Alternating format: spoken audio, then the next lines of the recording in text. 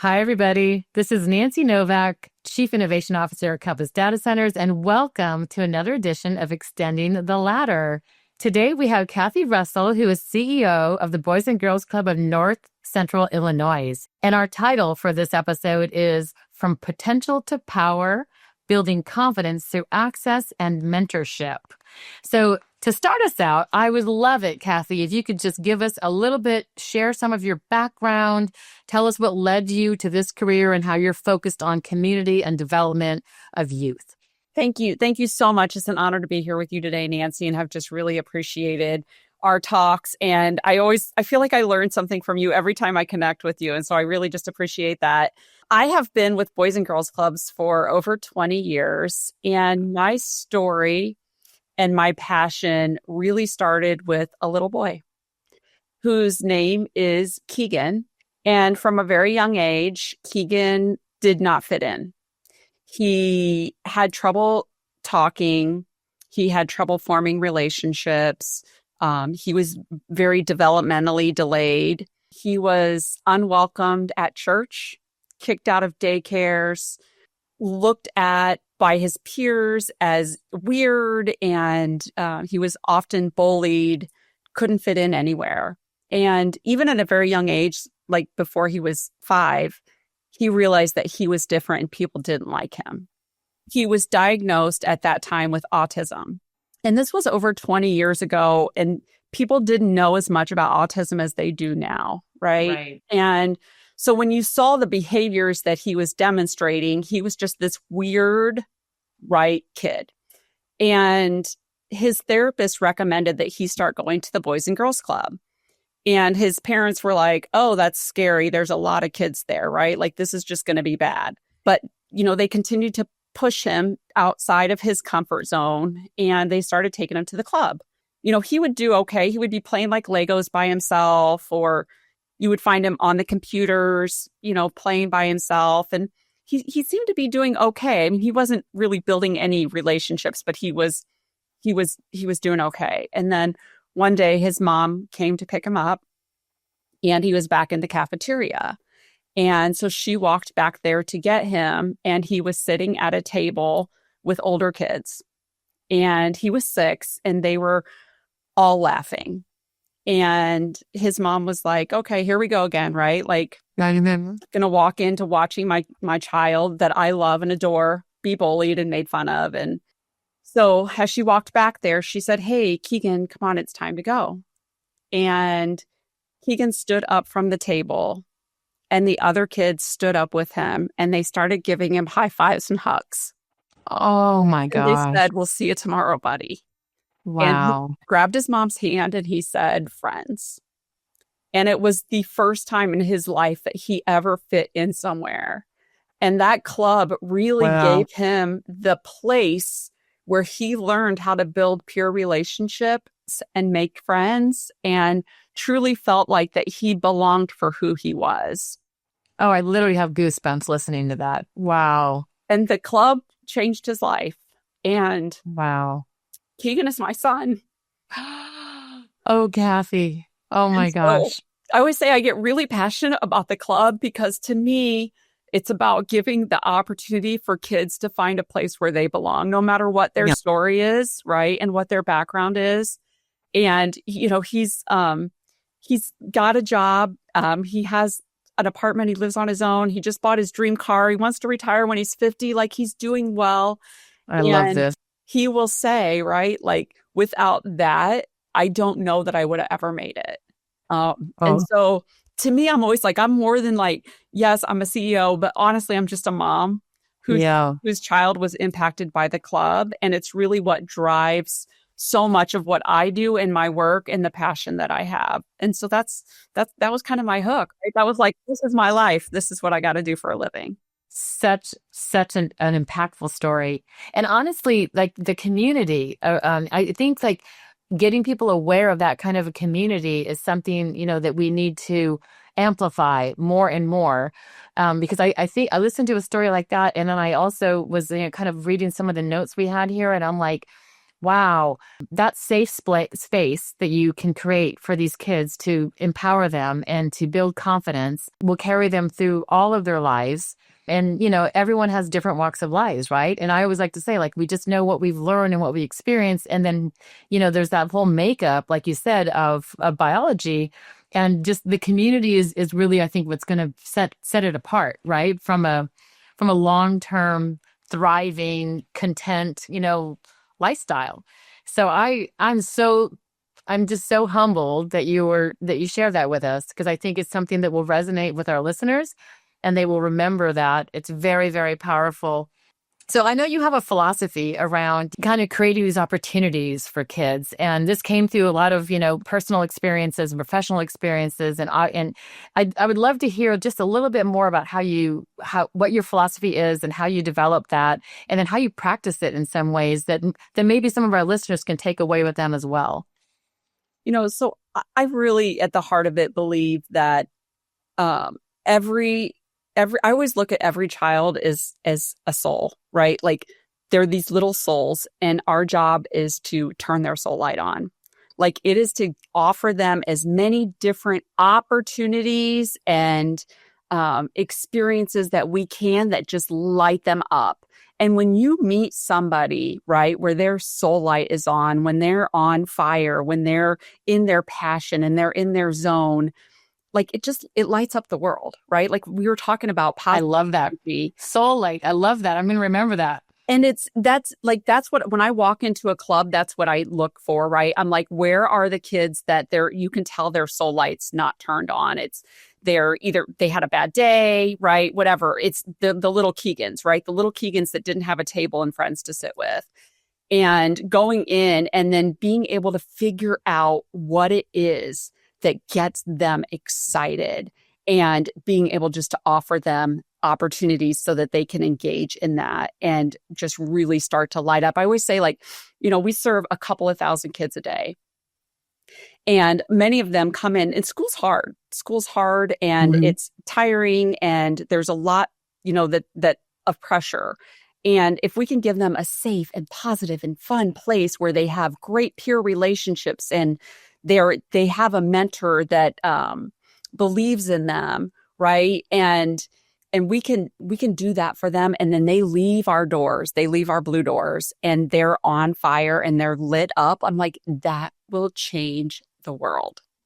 Yes. Right. And that's what we need I to do, agree. is continue to feed into these kids. I mean, that's that. So you just segue perfectly into the mentorship and the access to mentorship. So, like, kind of I would suppose there's a little bit of this way to frame this around, having access to mentorship, and the way that the notes are saying here is, like, it's not really a charity. It's like, literally, it's so critical. And sponsorship and mentorship and all of these things are so critical starting at a very young age and all the way through your career. And I think getting good at that and exercising that muscle is what can help people in their professional lives. And I would love to hear some examples of and I want to talk a little bit about bi-directional mentorship, because I'm sure that the folks who work with these children are getting a lot out of this as well. Am I wrong?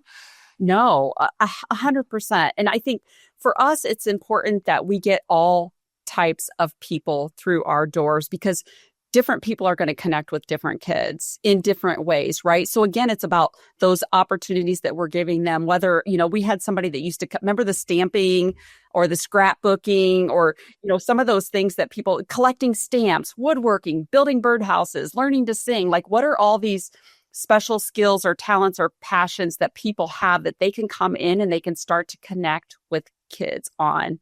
And this little girl up here, she was a second grader, and her friend every day wanted to they want to be scientists. They're like, we are going to be scientists. And so we brought Nice. in a scientist, and they're like, wow. Like, that is Wow. just like, you might as well be bringing in, somebody super famous, a TikToker or whatever, influencer, into their lives. And so, I think it's important that no matter who you are, you have special skills and talents that we can find somebody that you will connect with, and you will help to be able to bring out some of those passions. And, I look at every single person as a human being. right? And there's things that I know and there's things that they know. And if you look at every interaction as an opportunity to learn from each other, like that's kind of just how I look at it. Like I feel like as a mentor, or somebody that's sharing your passions with a child or a member, if you really come to it with an open mind of like, I'm going to learn just as much from them as they're learning from me, you walk out of that with your life changed, right? Because you're opening up to a different perspective. And how many of us take time to really sit down and listen to children? And it's different than your own children. I always like, Nancy, you could come in and you could tell my son, Matthew, who's 16, the same thing I've been telling. I'm like, you need to pick up golf. You would love golf. Why don't you try golfing? And he has told me for, 5 years, he's 16. No, I don't want to golf. I don't want to golf. Well, one of his friends' moms is a pro and she got, she's like, you should try golfing. And he's like, okay. Of course. So now he's absolutely in love with it. And this is like, as a mentor, you can be that person, right, in their life where they're like, wow, Nancy, that's brilliant.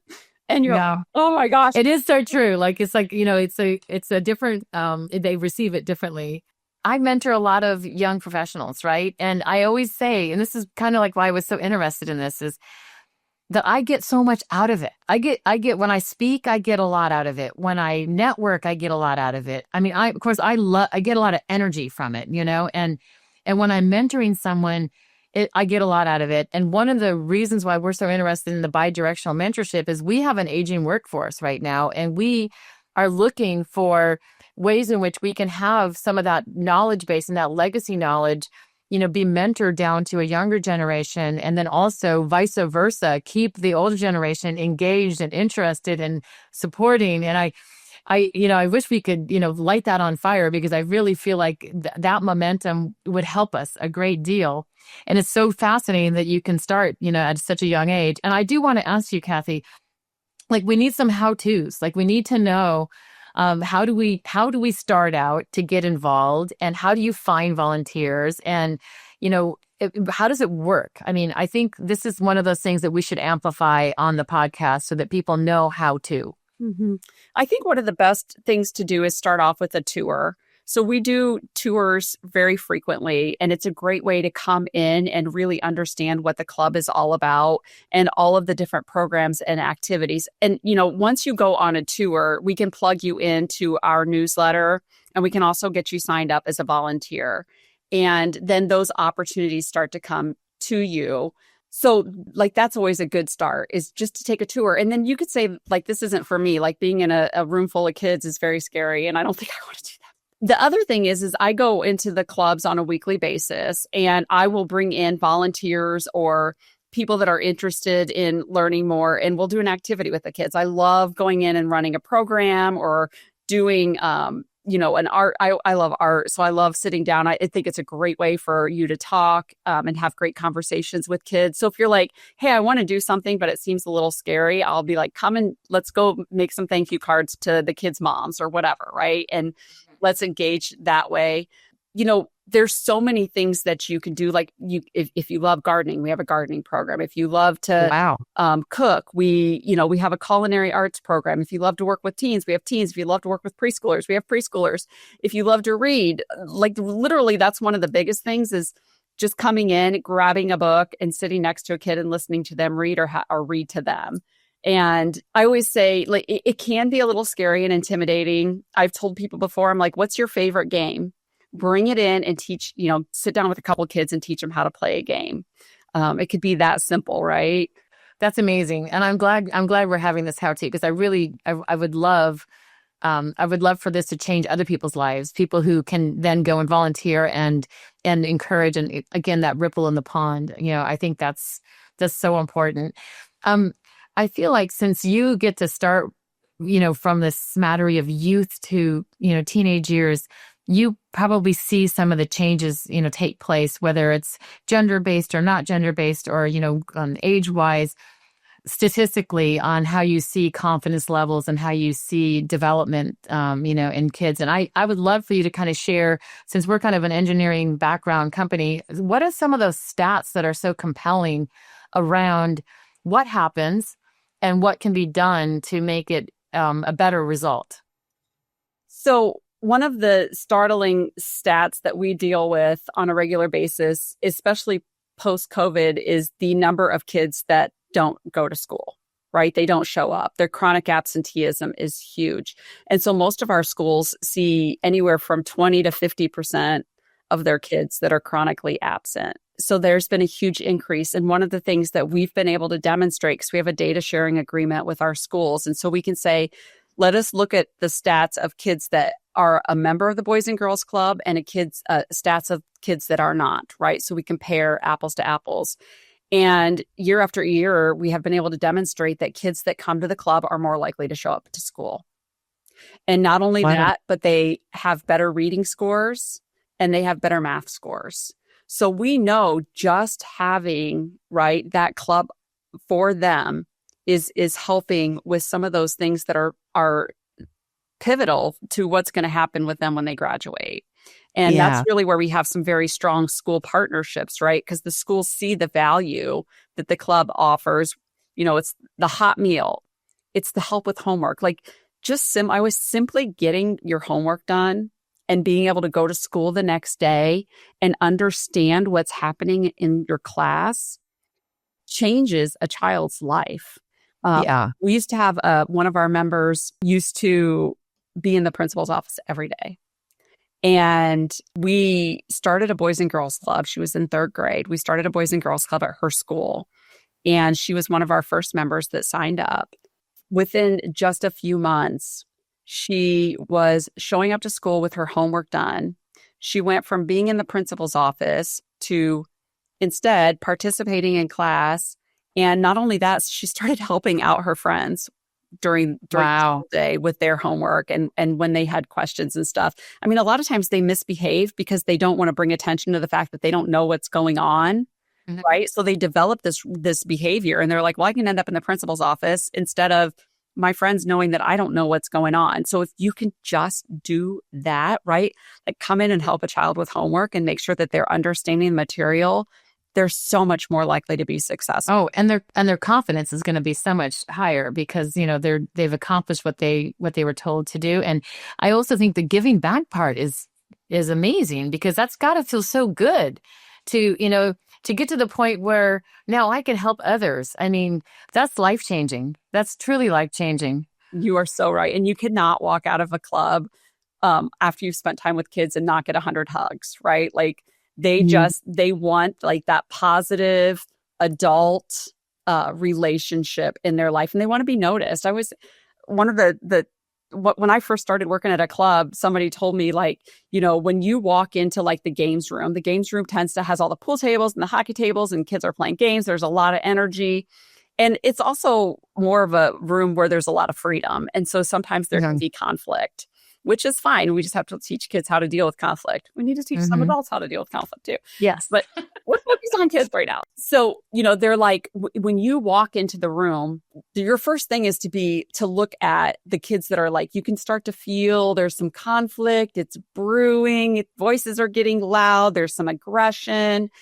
Instead, look at the pool table and the shot that was just made and just say, oh my gosh, Joey, that was an amazing shot. Can you teach me how to do that? And pretty soon everyone around is like, I can do that shot too. Do you want to see how good I am at pool? And you start to change the energy, right? And the focus of that room.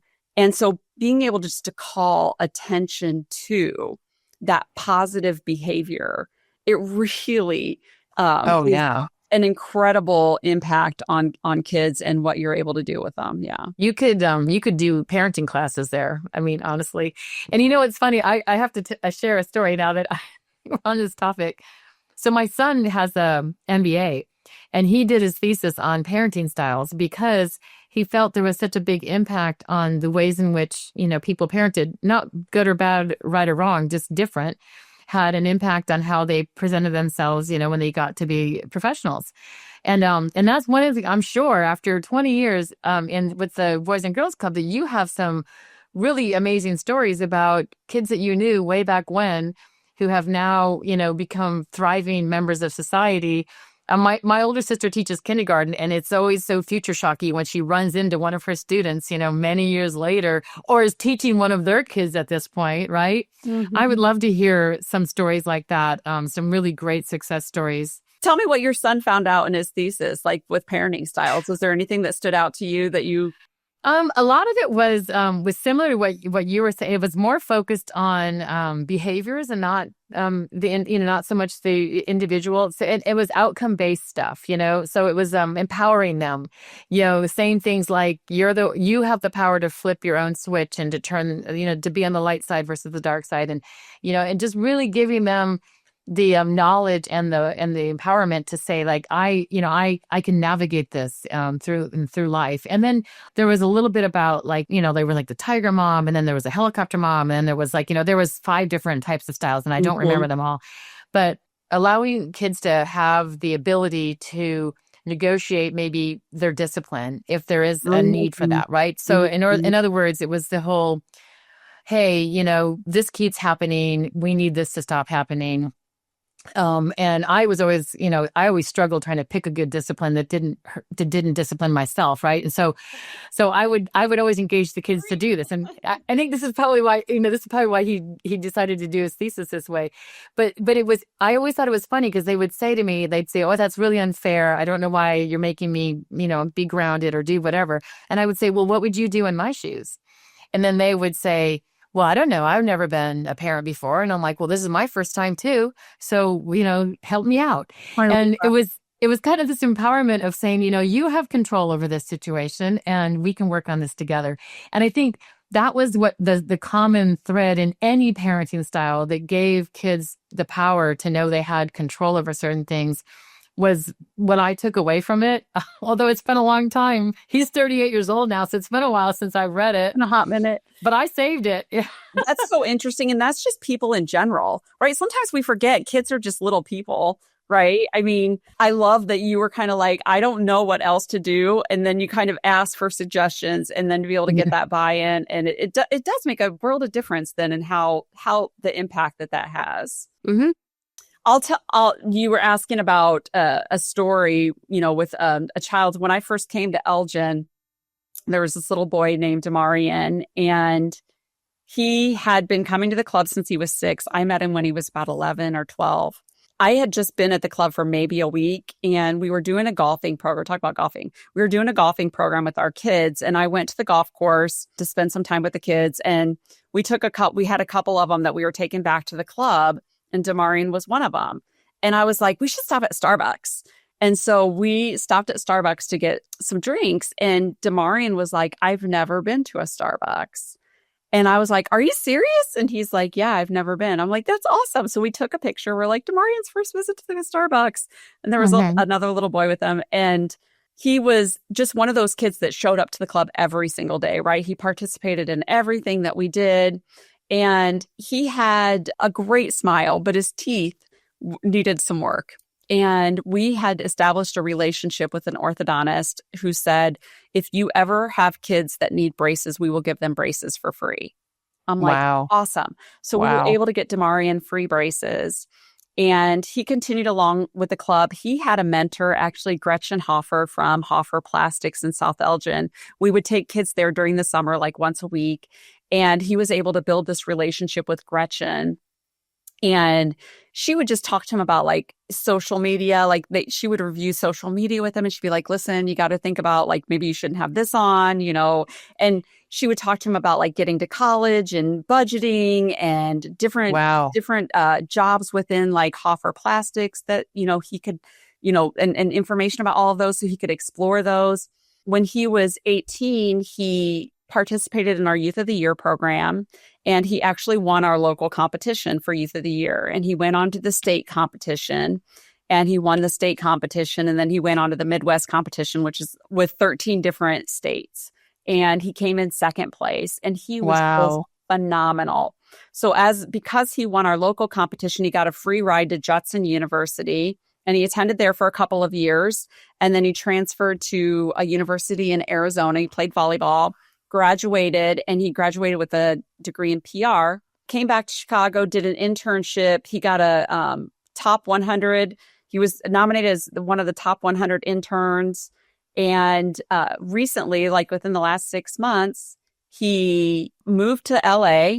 He's working for an ad agency and he's doing Starbucks advertising. No way. Oh my gosh. Yeah. That's such a good He's story. so awesome. That's so inspiring. That's so inspiring. I love that so much. Well, I mean, Kathy, I could listen to these stories like forever. I mean, I get goosebumps. It makes me happy. And it allows me to share because they resonate with me and I won't forget the stories that you have. And you have so many lovely ones.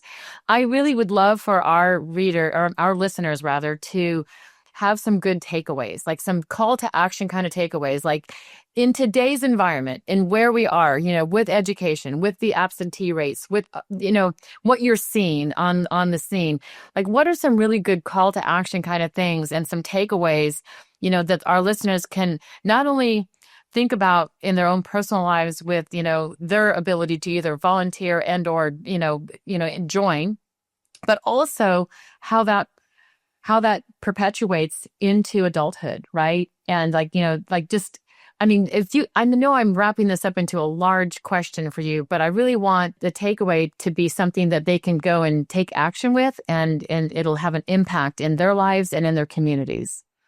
I think the number one thing as a parent, so those listening that have children, keep cell phones out of their hands as long as possible.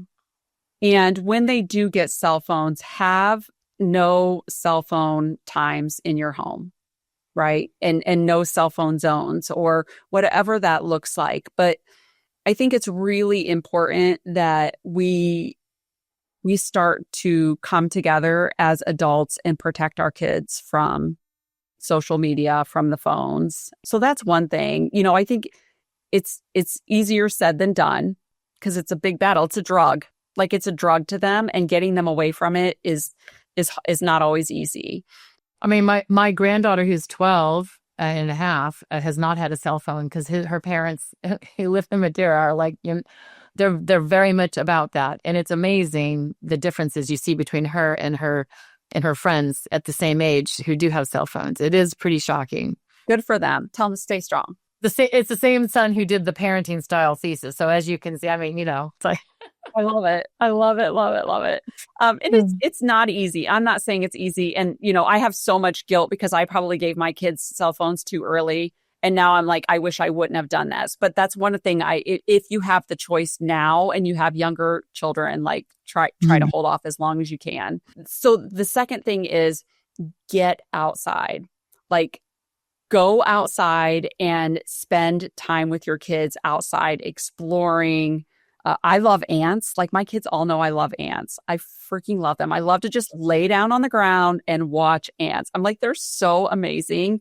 I mean, my kids make fun of me all the time, but they do it with me, right? And it's just getting out into nature. It's laying a blanket down and staring up at the sky, staring at, looking at trees. I just think we don't get our kids out in nature enough. And it's so healing. So those two things, I think as an adult, if you're looking like outside your family or, you don't have children, find something that you're passionate about and volunteer, whether it, if it's kids, that's great. If it's animals, that's great. If it's the environment, that's great. Like whatever that is, there are so many opportunities in your community to engage. And a lot of times it's just getting outside your comfort zone and making time for it. But it's kind of like one of those things, like once you do it, you're like, oh my gosh, I wish I would have done that sooner because it fills your soul, right? It's something that when you look back, you're never going to regret that you did it. You're only going to regret you didn't, right? I love that. And I love that. I want to try to reduce those regrets as much as possible. And so that's what I would say is just like. That's great advice. You ever listen to Mel Robbins? I love her 5, 4, 3, 2, 1. Do it. Right. Do it. Yeah. 5, 4, 3, 2, 1. Do it. Just do it. And I'll tell you, so to our listeners, this is such good advice. And by the way, when you were talking about, what you can do with your kids, I'm like, adults need to get out more and they need less screen time. And it's like, it's like the advice is, it's kind of like that, a rising tide lifts all boats. Let's to all get in the, where it'll benefit all of us. it makes me feel good that you're giving this advice because I think it's so important. And I can see with my own children how important those things are. It's funny because my daughter, my oldest daughter, who's a professor, has two little tinies, like a 3-year-old and a 1.5-year-old. And so when they were looking for different types of daycare, it was key to her to see that the kids were going to be outside in all environments, whether it was snowing or raining or whatever it was. I want to make sure that they're not afraid. It's not a fair weather kind of daycare. And so I just love that. And I do think that the dopamine hits you get from nature are a million times more valuable than what you would get from something that you would find on social media. And then I think the critical takeaway for our listeners who are in the profession is, and because I say all the time, networking is so critical and they always say, I don't have time to do that. Volunteering and giving back and learning from that experience is so, so valuable. And it's not just valuable because it fills your soul and it allows you to, have this contentment that you would never find any other way. I also think it's valuable because you learn and you meet people and it just enriches your life. And I'll leave our audience with the fact that community, friends, and family are the thing that is tied to the most longevity in all the studies that are done and around the world. So it's super powerful. It's not just altruistic. There's biology behind this. So I want to thank you so much for being on this podcast. It has literally made my month to listen to these stories. And I will absolutely be taking action on many of the suggestions that you've made, Kathy. Thank you so much. Thank you for having me. It's been a pleasure. Thanks again. Thanks to my audience, and we will see you on the next episode.